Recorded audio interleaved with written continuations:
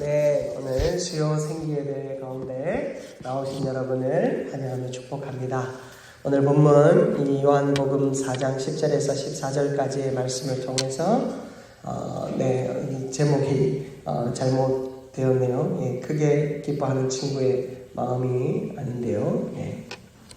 오늘 말씀을 통하여서 목마른 여인에게 주시는 예수님의 생수라는 제목으로 말씀 전할 때 은혜 받는 저와 여러분들 되시기를 바랍니다. 제가 고등학교 시절이었어요. 저도 이제 잠깐 과외를 한 적이 있는데 제 과외 선생님이 참 예뻤습니다.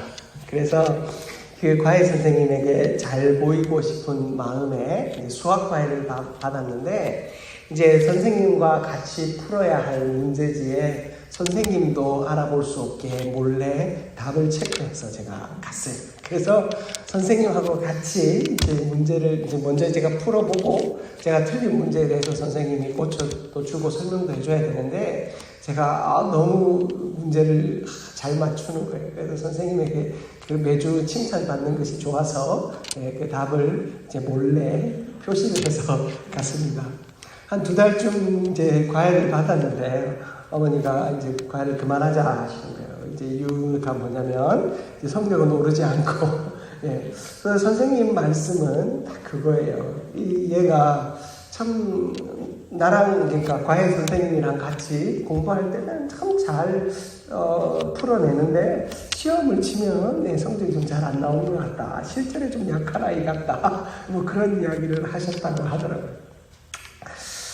제가 그때 한 2달 그 예쁜 선생님과 과외를 마치고 그 다음은 이제 저랑 비슷하게 생긴 남자분들과 과외를 좀 했습니다. 제가 그때의 시간이 지나고 이제 어른이 되어서 그때를 이제 추억하다 보니까 그런 생각이 들더라고요. 사실 우리가 어떤 문제를 풀어가고 또 인생의 문제 앞에서 이미 답이 주어져 있는 인생을 살아간다면 여러분 우리가 그 답을 몰래 써놓은 그런 문제지를 풀어내듯이 이 인생을 살아간다면 여러분 우리의 인생이 어떻게 되겠습니까? 우리의 인생은 나약한 인생이 되겠지요.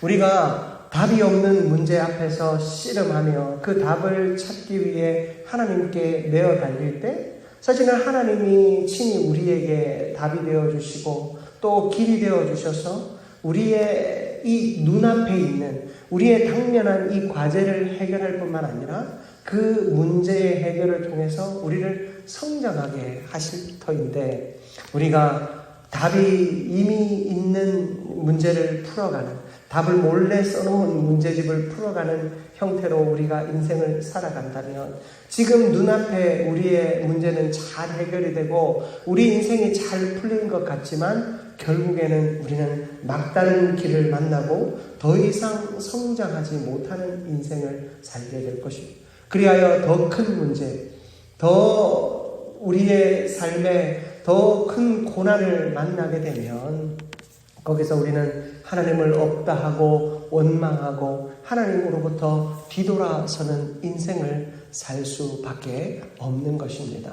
그러므로 하나님께서는 우리에게 답이 되어 주시기를 우리는 간절히 기도하고 하나님이 지금 이 문제의 정답을 미리 좀 알려주시기를 우리는 구하지만 대답하지 않는 하나님 그리고 우리를 향하여 조금 더 노력하도록 조금 더 애쓰도록 우리를 조금 더 시련과 고난의 자리에 하나님이 놔두시고 있는 것이 아닐까 생각해 봅니다. 여러분 우리의 삶의 자리가 이러한 시련과 고난이 있다 할지라도 이 시련과 고난의 자리에서 섣불리 먼저 답을 알려고 애쓰기보다 이 문제를 풀어내기 위해 기도하고 이 문제를 풀어내기 위해 하나님 앞에 좀 더 엎드림으로 하나님이 기뻐하시는 성장의 자리, 성숙의 자리로 나아가게 되는 저와 여러분들 되시기를 주님의 이름으로 축복합니다. 오늘 본문에는 사마리아 수가성에 사는 한 여인의 이야기가 등장합니다. 우리가 오늘 이 이야기는 오늘과 또 다음 주에 걸쳐서 이 여인에 대한 이야기를 살펴보겠습니다만은 이 여인 역시도 인생에 답이 없는 존재였습니다. 답이 없는 삶을 살아간다는 것이 얼마나 막막한지 모를 일입니다. 여기에 계신 분들 가운데 얼마나 인생이 형통하셨는지 잘 모르겠지만 사실 우리가 답 없는 문제 앞에 기도해도 하나님이 응답하시지 않는 것 같고, 내가 금식하고 내가 철야하고 내가 아무리 매달려도 하나님은 내 기도에 응답하지 않는 것 같은 그런 뼈아픈 좌절감 속에 빠져본 경험이 있는 분이라면 이 여인의 심정이 아마도 이해가 될 것입니다. 이 여인은 어떤 여인이었습니까? 남편을 계속해서 잃어가는 여인이었습니다. 그것이 자신의 문제였는지 혹은 그 남편들의 문제였는지 알 수는 없습니다. 아마 한국적 정서에서 이 여인이 살았다면 이 여인의 시어머니들은 아마도 이 여인을 향해서, 그리고 이 마을 사람들은 이 여인을 향해서 이렇게 말했을 것입니다. 아이고, 저 남편 잡아먹는 여자. 네, 아마 그렇게 이야기했을 겁니다. 참 이 여인으로 인하여서 남편이 죽었든지 떠났든지 이 여인에게는 끊임없는 공허함이 가득 차 있었습니다. 그런 여인을 바라보며 사람들은 그 여인의 진정한 마음의 문제는 돌아보지 않은 채 그저 그 여인의 외적인 모습을 바라보면서 남편을 저렇게 쉽게 갈아치우는 여자, 혹은 저 여인만 결혼하면 남자가 죽는데, 뭐 어떤 소문이든 그 소문이 이 여인을 너무나도 힘들게 하고 괴롭게 했을 것입니다. 그래서 이 여인은 물을 길러 오는데 아무도 나오지 않는 태양볕이 아주 살을 녹일 듯한 그런 날씨에, 그런 대낮에 물을 길러 나옵니다. 그래야 우물가에 아무도 없으니까요. 여러분, 우물가에 가면 여인들이 모여서 물을 기르며 저 이야기 합니다. 이 동네 이야기, 저 동네 이야기, 이 집 이야기, 저 집 이야기 할 때에 늘 입방아에 오르는 사람이 바로 이 여인이었을 것입니다. 이런 여인이 자신의 문제를 아무도 알아주지 않은 채 자신의 외적인 모습만을 바라보며 비난하고 욕하고 수군거리는 그 음성을 피해서 이 여인은 오늘도 자신의 목마름을 해결하고자 우물가로 나오게 됩니다. 그런데요, 여러분, 너무나도 놀라운 일은 6절을 한번 보십시오. 우리가 읽은 본문은 아니지만 6절 말씀 우리 같이 한번 봉독해 보겠습니다. 거기 또 야곱의 우물이 있더라. 예수께서 길 가시다가 피곤하여 우물 곁에 그대로 앉으시니 그대 때가 6시쯤 되었더라. 여러분, 여기에 예수님께서 이 6시라고 하는 것은 정오 정도가 되는데요. 이 여인이 이 우물가에 오기 전에 이미 누가 여기에 와 계십니까? 예수님께서 와 계십니다. 그리고 재밌는 일은 예수님께서 어떤 상태이신가요? 길 가시다가 피곤하여. 여러분, 예수님께서도 참 피곤한 모습으로 그 우물가에 계십니다.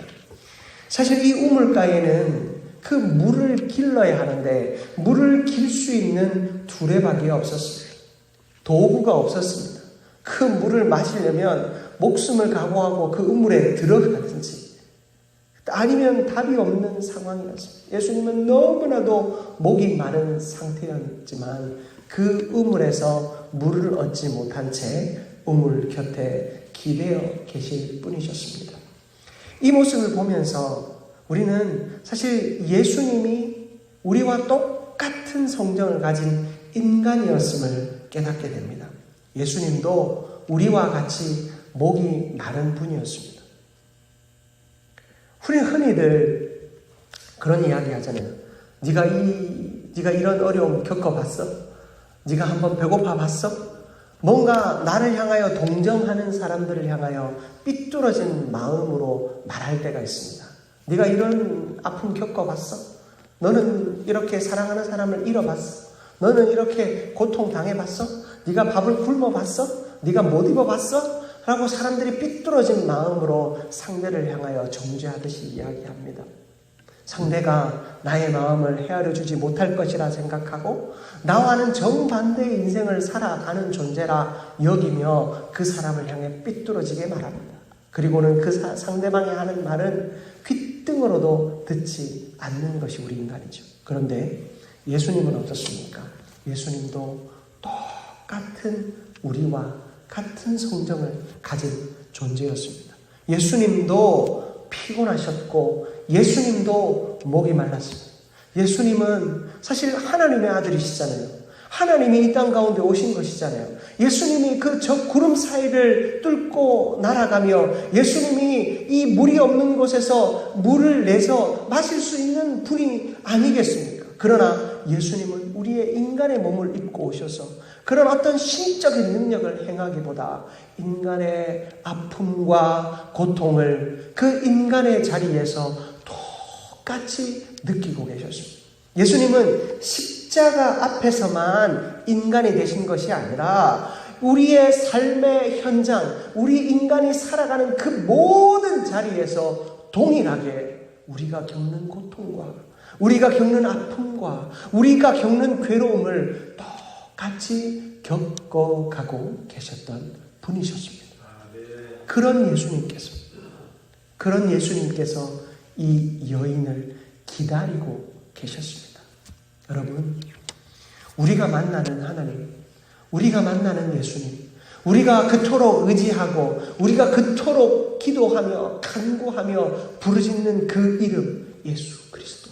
여러분, 그 이름이 우리와 상관없는 존재가 아니라 그는 신이고 우리는 인간이어서 그는 우리의 인생을 알지 못하고 우리의 마음을 헤아릴 수 없는 그 하나님을 향하여 우리가 부르짖는 것이 아니라, 여러분, 우리는 우리와 마음이 똑같으시고 우리와 똑같이 고통을 당하시고 우리 인간의 아픔을 그대로 겪으셨던 그 주님을 향하여 부르짖고 있는 것입니다.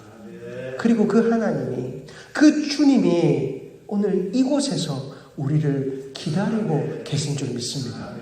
그러므로 사랑하는 성도 여러분, 우리가 예배당에 나올 때 그저 아무도 없는 곳에 나오는 것이 아닙니다. 우리가 예배당에 나올 때에는 나의 아픔을 아시는 주님, 나의 고통을 똑같이 겪으셨던 주님, 나의 피가 마르는 그 아픔을 그대로 겪으셨던 주님이 우리를 기다리고 계신 줄 믿습니다. 그러므로 여러분, 우리가 교회에 나올 때, 기도의 자리에 나올 때, 주의 일을 감당하고자 나올 때 그 주님 만나러 나오시는 저와 여러분들 되시기를 주님의 이름으로 축복합니다. 그러므로 여러분은 그런 인간적인 두려움과 인간적인 말을 할 필요가 없습니다.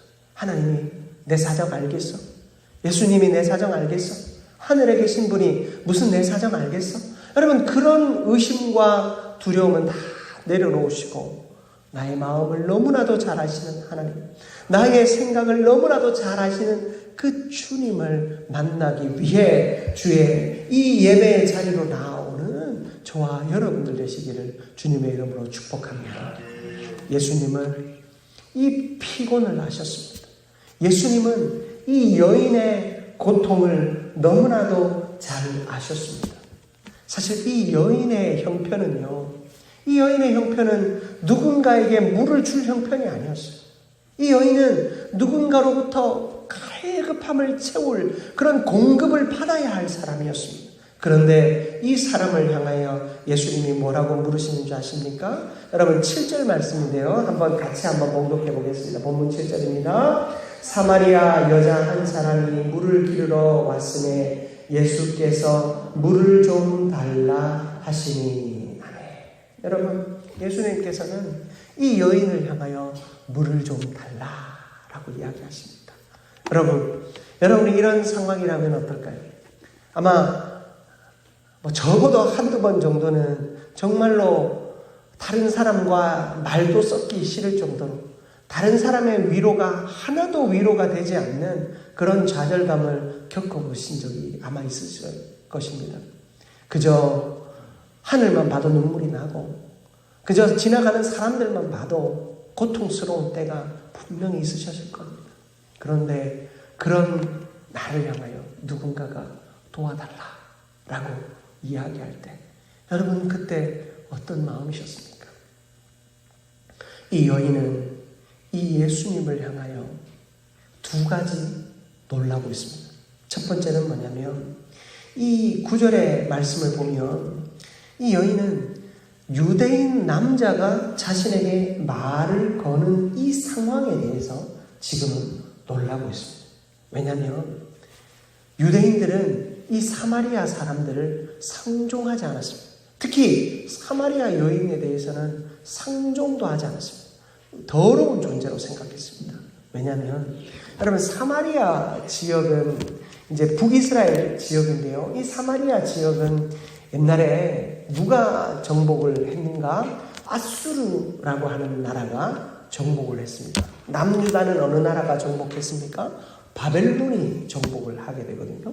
바벨론과 아수르는 포로 정책이 달랐어요.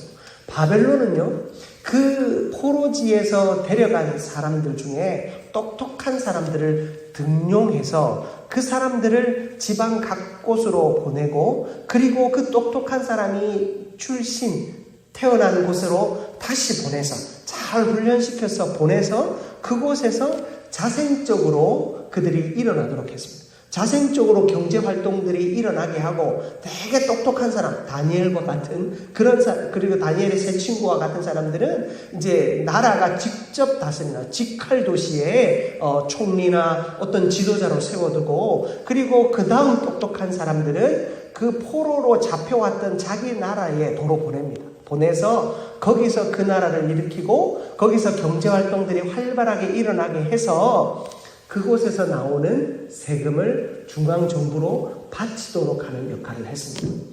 그런데 이 아수르는 어떤 정책을 펼쳤냐면 식민지, 많은 나라를 다 이제 차지하고 식민지를 다스릴 때 거기에 똑똑한 사람들이 있으면 반역을 일으킨다 생각해서 온갖 나라에서 사람들을 다 섞었어요. 퍼즐 섞듯이 사람들을 다 섞어두었어요. 그래서 사마리아에는 그 아수르가 정복한 나라에 8개에서 9개의 나라의 사람들이 다 거기 와서 사는 거예요. 거기서 서로 강제 결혼을 시켰습니다. 이스라엘 백성들이 가장 중요하게 여기는 것이 무엇입니까? 혈통이잖아요. 아브라함의 혈통. 아브라함과 이삭과 야곱의 혈통이 자기들에게 있어 가장 중요한 겁니다. 그 혈통이 꺾이면, 혈통이 무너지면 그들은 부정한 자가 되는 거예요. 그런데 사마리아 땅은 어떻습니까? 아수르가 정복하는 바람에 8개, 9개의 민족이 다 섞여 있는 것입니다. 그러니 유대인들의 입장에서는 저들이 어떤 존재입니까? 부정한 존재입니다. 이미 섞여서 오염된 존재입니다. 선민이 아니에요. 하나님의 백성이 아닌 거예요. 그렇다면 유대인은 자기들이 잘나서 그랬나요? 자기들을 정복한 나라가 그 식민 정책이 그 나라의 특수성과 종교를 인정하면서 풀어줬으니 유다는 자신들의 민족의 정체성을 지킬 수 있었던 거예요. 자기 이름이 아니고 자기가 자기 나라를 빼앗은 그 국가의 특수성 때문에 자기들은 이 정체성을 유지하고 있었는데 거기에 대한 고마움 하나도 없고 자기 의지도 아님에도 불구하고 어쩔 수 없이 나라와 민족이 섞여버린 그 사마리아 지역은 그들은 보면서 저주했습니다. 포로기 기간 동안 저 민족의 정체성을 지키지 못한 저 더러운 사람들, 내가 그 사람들과 상종하지 않겠다.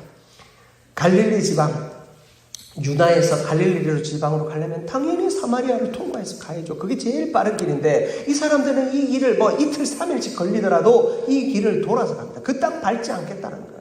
그 사마리아 사람들과 눈이 마주치거나 사마리아 사람들과 옷깃만 스쳐도, 우리나라는 인연이라고 하는데 옷깃만 스쳐도 부정하다고 하면서 옷을 태워버리거나 빨아야 되는 그런 상황에 있었던 것입니다. 그런 사람이 사마리아 여인에게 말을 거는 겁니다. 이 여인은 여기서 먼저 문화 충격을 받습니다. 이 사람이 왜 이러지? 이상하네.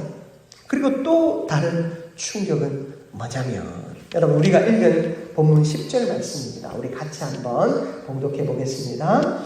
예수께서 대답하여 이르시되 네가 만일 하나님의 선물과 또 내게 물 좀 달라는 이가 누구인 줄 알았더라면 네가 그에게 구하였을 것이요 그가 생수를 내게 주었으리라. 아멘. 이 여인이 두 번째 놀란 것은, 첫 번째 놀란 것은 편견을 깨는 그 상대방의 행동에 놀란 것이고, 두 번째 놀란 것은 자신이 그토록 뭔가를 갈구하고 있었는데, 갈망하고 있었는데 이 사람이 뭔가를 주겠다라고 이야기하는 것이죠. 지금까지 자신에게 무언가를 준 사람들은 뭐만 준 줄 아십니까? 욕만 줬어요. 욕만. 네. 다들 욕만 실컷 해주었어요. 자기가 먹은 것은 욕밖에 없었어요. 그런데 이 사람은 자기에게 영원히 목마르지 않는 생수를 주겠다라고 이야기하는 겁니다. 아직 이 여인은요, 인간적인 틀에 갇혀 있어요. 그러다 보니까 11절에 보세요. 여자가 이르되 주여 물 기를 그릇도 없고 이 우물은 깊은데 어디서 당신이 그 생수를 얻겠사옵나이까.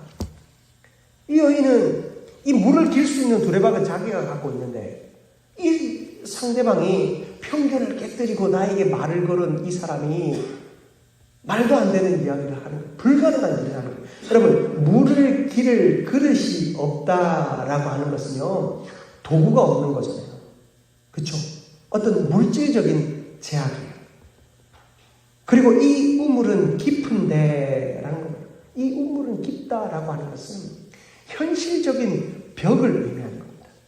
이 여인이 그토록 느끼고 있던 현실이거든요. 이 여인은 이 우물물에 두레박을 내려서 한참을 내려서, 이게 야곱의 시대부터 있던 우물이잖아요. 오래된 우물인데 이 우물 저 깊은 곳에서부터 물을 기르려고 두레박을 내리는 동안, 그리고 그 두레박을 끌어올리는 동안 어떤 생각했을까요? 이 제가 목회적으로 상상해 보면 저기 빠지면 죽겠지. 여러분 그런 생각하지 않았을까요? 저기 떨어지는 동안 내가 심장마비가 걸려서 죽을까? 아니면 물을 먹고 죽을까? 혹시 저 물을 수심이 얕아서 떨어져서 충격으로 죽을까? 물을 먹고 죽을까? 그런 고민 하지 않았을까요? 여러분, 사람이 우울한 생각이 들고 우울증에 빠지면 온갖 죽을 상상을 한대요. 온갖 죽을 상상을 하고 그 죽는 방법이 나에게 유리한 방법으로 점점 느껴지는 거예요. 그래서 가장 고통이 없을 것 같은 방법 하나를 택해서 죽는데요. 그게 우울증의 가장 두드러진 현상이죠. 저와 여러분은 어떻습니까? 우울증 없는 사람들은요, 그 물을 보면 무서워. 떨어지면 죽을 것 같아서 안 죽어요.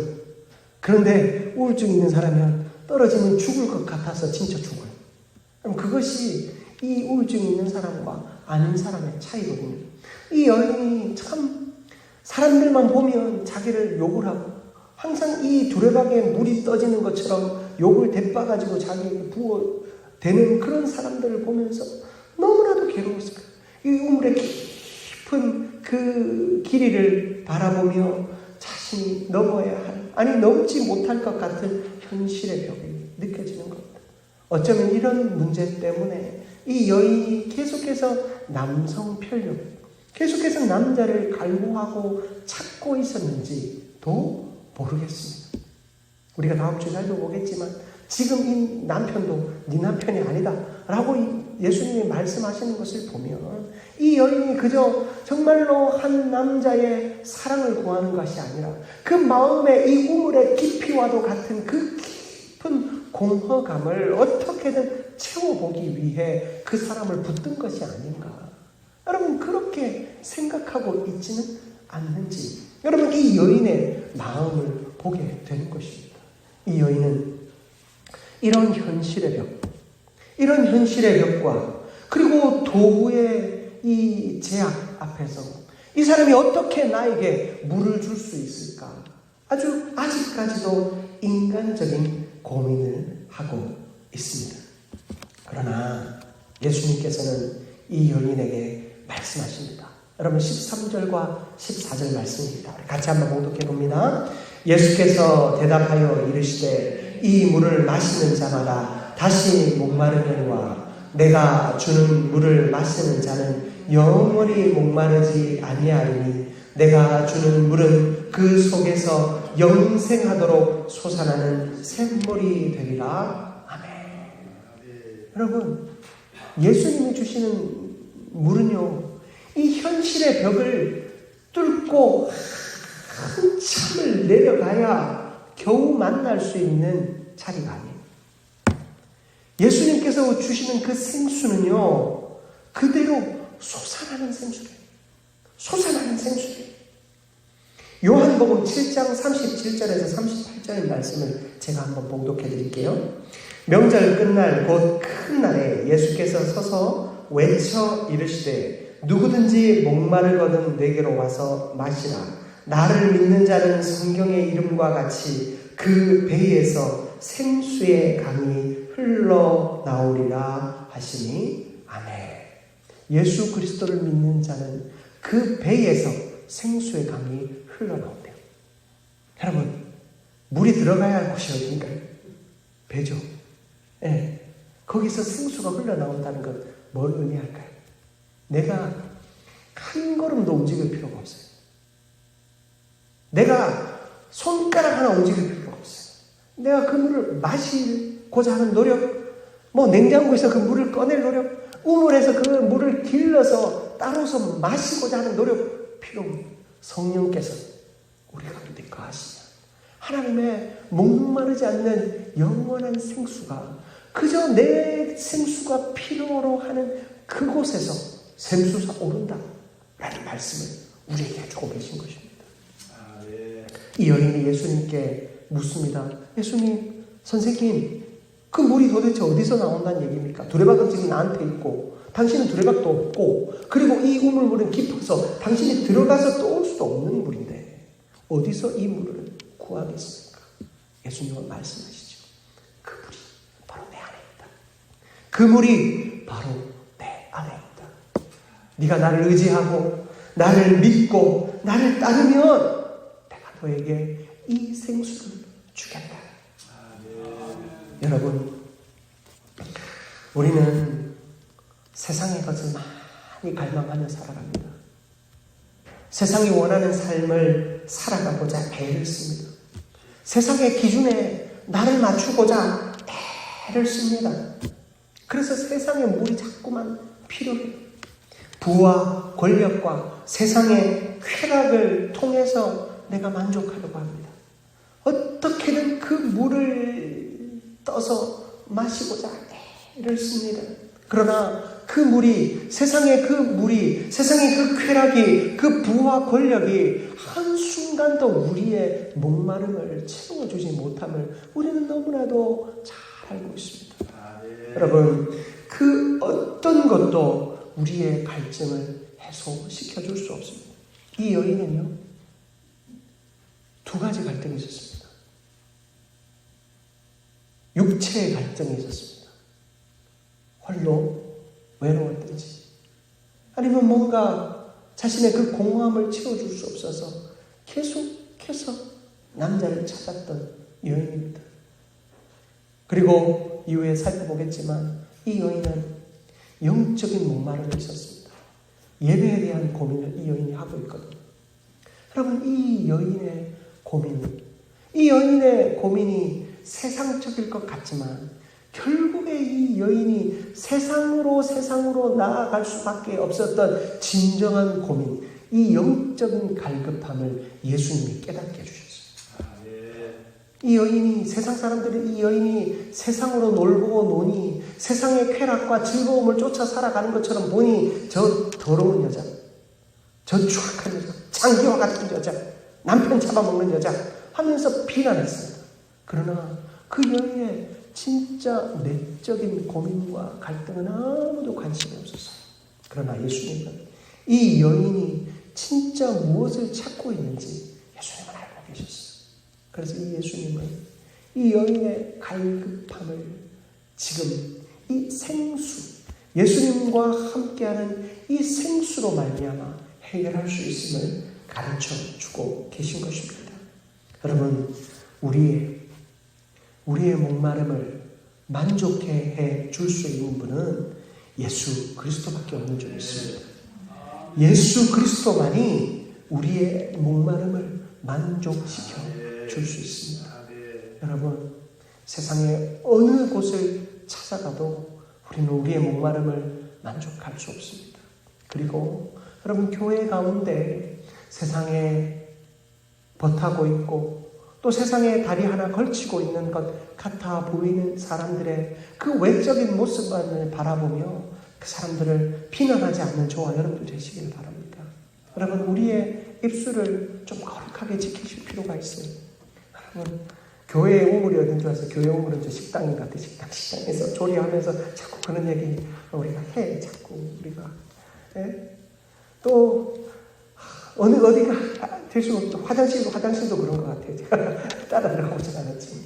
여러분, 우리가 자꾸만 모인 곳에서 누구가 아무개가 어떻고 이런 말 우리가 하면 안 돼요. 왜냐하면 그 사람의 그 외적인 모습 안에 감추어져 있는 내적인 갈등이 너무나도 크기에 그 사람은 그렇게밖에 그게 나오지 못하는 거예요.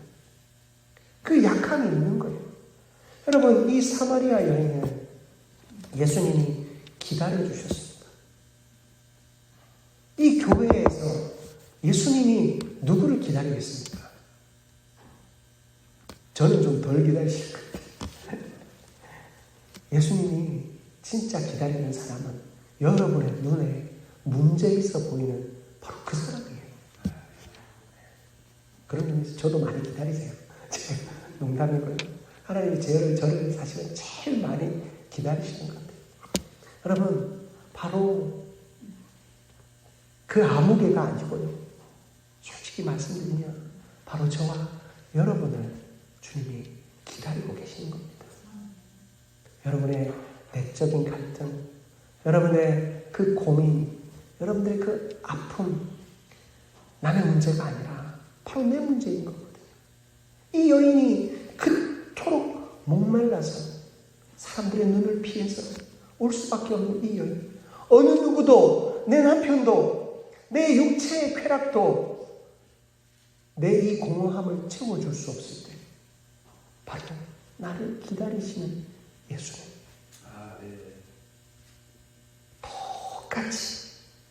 똑같이 목이 마르고 똑같이 피곤하셨던 그 예수님께서 우리의 아픔을 아시고 우리를 기다려주고 계신 것입니다.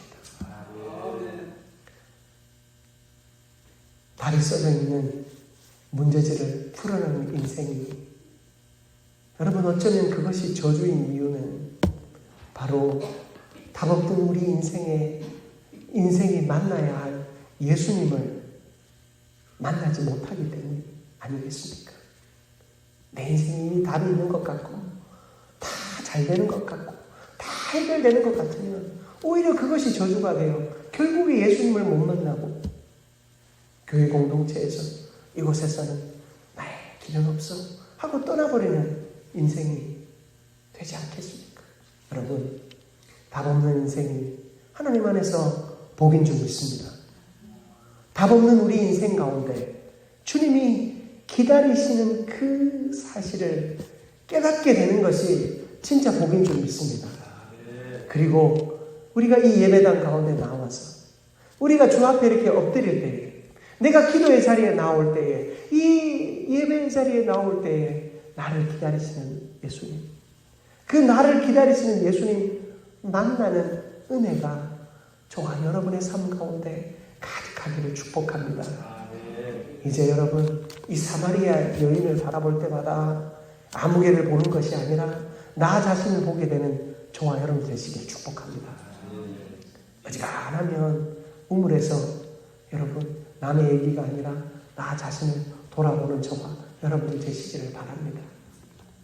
그리하여서 하나님께서 우리에게 주신 영원한 샘물, 바로 그 예수 그리스도를 날마다 맛보고 그 예수 그리스도로 말미암아 우리의 목마름을 매일의 삶을 통해 또 기도의 자리를 통해 또 우리의 헌신의 자리를 통해 채워가는 저와 여러분이 되시기를 주님의 이름으로 축복합니다.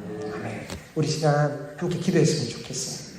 우리가 기도할 때 예수님, 우리의 약함을 주님께서 너무나도 잘 아시는 사실을 내가 깨닫게 되었습니다. 예수님도 똑같이 아파했고 예수님도 똑같이 목말랐으며 예수님도 똑같이 우리처럼 피곤하셨음을 깨닫게 되었습니다. 나의 연약함 주 앞에 아뢰입니다. 나의 부족함 주 앞에 아뢰입니다. 주님이 그토록 만나시기 위해 기다리시는 자가 바로 나임을 고백합니다. 주님, 나의 이 공허함, 나의 이 연약함 주님 만져주시고 위로하여 주시고 주님께서 우리의 영원한 생수가 되어 주시옵소서.